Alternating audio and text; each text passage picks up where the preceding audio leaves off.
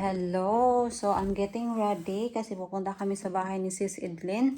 So, ito yung bag na dadalhin ko. Of course, full of stuff para kay Lily. So, meron tayong changing mat dito. May mga napis na rin dito, wipes and all that jazz. And then, may mga damit ni Lily.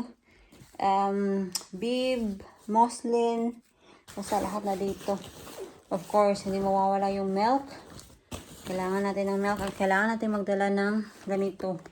Yung yan, insulation na parang pouch yan. Insulation ba yung tawag? Something like that. Para, kasi medyo mainit kasi ngayon. Ilagay natin yung, ano dito ba? Gatas para hindi siya uminit if we're gonna walk around or go somewhere. So, ito yung susuotin ko. Kasi as I said, it is a good weather. Yan. Yan. So, naka-leggings lang ako and of course, mag-sneakers para comfortable tayo ba.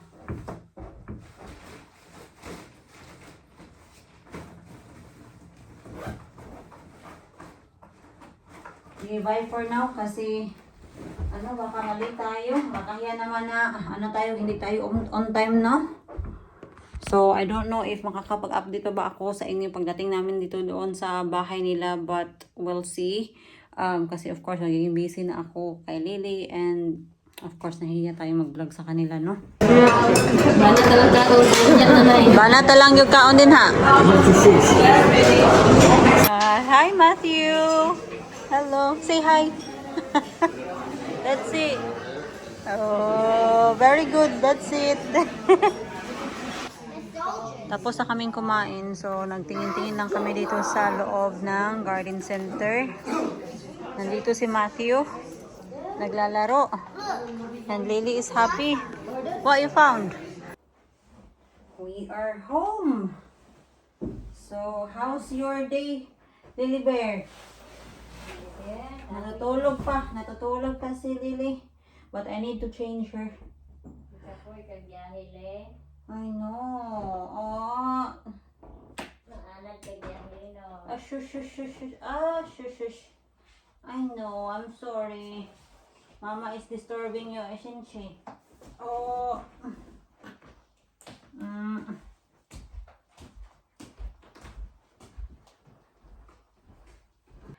Good morning. So, it's another day. So, no frost kanina. I think it's still frosty. Let's go to the other side. Dito tayo.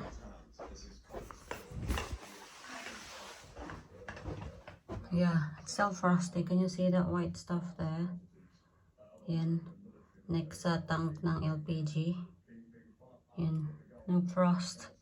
Kanina si nanay lumabas. Gusto talaga makita ni nanay ng snow. Pero unfortunately, since she been here, wala talagang snow. It's just freezing point lang talaga. Naka-frost in the morning. Kaya ayun, lumalabas siya. Para lang makita yung frost.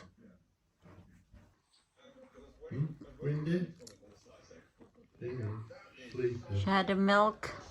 And she just need burping. We've had some milk here, my darling. Hello, lovey. And she's now drunk. Look, she's drunk. Milk drunk. Milk drunk. Must be strong, that milk, darling, is it? Is it? This is our little Johnny. No, you're not a little Johnny. You're a big Johnny, aren't you, darling? Yeah? Yeah? That's it. A big Johnny. Right, don't move.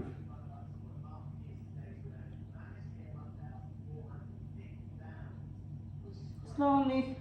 Do you slowly? Is it painful? Tell me all. Oh. Where's your wife? No, don't wipe it. What are you crying for? Oh. She's a drama queen. She want me to stick it in. You heard her, so I did it. And Dr. John's on his bed. Painful. Painful. Put the nail in quickly, and I did this so strong. I have a nurse on out, but terms of injection, if someone is injecting me, that's a completely different story. So, the injection is a booster for another baby.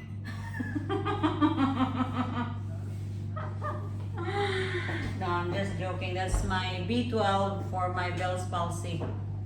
So hopefully it will help. I've been taking B12 tablets, but of course it's different when you have the injection because it will be 100%. That's only part of it. She needs to drink golden syrup as well. But anyway, tomorrow I will have my acupuncture as well. Dito lang mga palangga, I'm a bit, hindi naman disappointed, but I find it slow about sa treatment nila dito sa Bell's palsy because dito kasi sila, stricto sila. They have the guidelines that they are following. So, noong una talaga, pumunta ako sa GP ko para magtanong if you can give me B12 for my Bell's palsy, and they said no, you cannot give me B12 because wala sa guideline ng NICE. Ang nandoon lang is steroids and then referral sa specialist if hindi pa nag-improve after certain times, which is I have referral sa ENT, ear, nose and throat department next month, which is April. A lot of you were saying, pa-therapy ka, ganito, ganyan. Naghihintay pa kasi ako sa mga referral, mga palangga, kasi kung gusto kong mapa-therapy, kailangan ng referral from GP or from the specialist. So hopefully, itong appointment ko ngayon sa ear, nose and throat, they will give me a further management sa aking Bell's palsy. So, let's see. Hopefully, mag-official therapy na ako. I'm doing exercise sa aking face, hot compress, everyday talaga. Yan. So, hindi ko pa rin mat-close talaga yung aking left eye. But I know it will get better with time. Tiwala lang tayo. Diba? Babalik din tayo sa normal. Another update. So last time na nag-update ako dito sa front room, wala pa tong carpet, and here it is. Meron na tayong carpet. Iyan. And yung curtains are all here. Last time wala pa to kasi tinutol ko pa tong kurtina na to. So some of you were saying din pala na hindi daw kami marunong ng cortina, mag-measure ng cortina. Hindi naman sa hindi marunong. Yung available lang kasi sa website na binilhan namin or sa store na binilhan namin, yung available na ready-made is either too short sa aming window or too long. So, we don't have a choice to get the longer curtain and then cut it afterwards. And dito, yes, some of you were saying then na it's better na long yung mga kurtina para mas eleganting tingnan. Ay nako mga loves, I can't be bothered to cut all these curtains, kaya yan yung kinuha namin. And naglagay na din si Jan ng mga anik-anik dito sa cubioids dito. Sabi ko kay Jan, ay nako, pag si Lily she's starting to crawl, yung mga nandito dito, parang hindi yan pwede kasi baka mabasag. Anyway, hindi pa to final mga loves. Pinaglalaruan lang namin kung ano yung babagay dito ba. So, definitely, we are putting glass here. Mga glass, mga vase ba na ganito. Yan. Kasi maganda kasi siya tingnan, lalo na pag gabi. Makikita nyo talaga yung beauty ng glass, kung glass lang yung ilalagay nyo dito. Yan, so I don't know, they're not final yet, but we're just looking for more more items na mailalagay dyan sa cubioids. But yeah, here it is.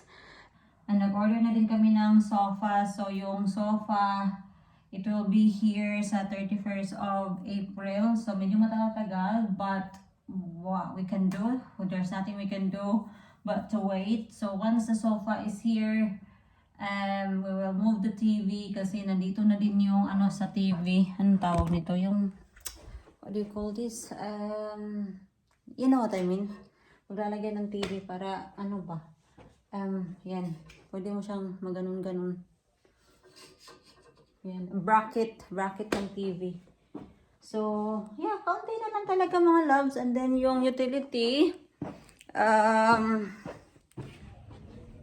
on Friday, this Friday coming, they will do the tiling dito sa utility. At least pag nandito na yung, at least pag nalagay na yung tiles, yung mga kailangan na lang talaga is yung mga cabinets and all that. But yeah, we're getting there. We're close.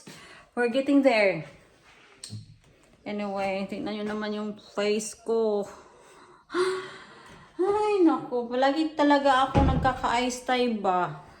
Anyway, hindi pa nga tayo mend. Palagi na lang tayong sinusubok ng panahon. Anyway, sa aking face mga loves, as you can see, hindi pa siya ano talaga. Yan. Hindi pa siya bumalik sa dati. But as I said, in time, it will get better. And hopefully, after sa aking ENT appointment, things will get rolling. I-refer nila ako sa physiotherapy, sa facial physiotherapy para okay na tong aking pagbumukha. Hopefully, bumalik sa dati mga love. So, you know, maniwala lang tayo. And then, of course, we're gonna live our life. I will not let the Bell's palsy stop me from living my life. Kasi, ay, ang dami kong kailangang dapat gawin mga loves. And I have my Lily to look after and to cherish every moment with her. Kaya enjoy na lang sa aking motherhood. Although na this is not what I expected. But yeah, here she is, sleeping. Oh. Solid working. But I've not seen a lot of the ones with the copper on the bottom, which is I think what I can't.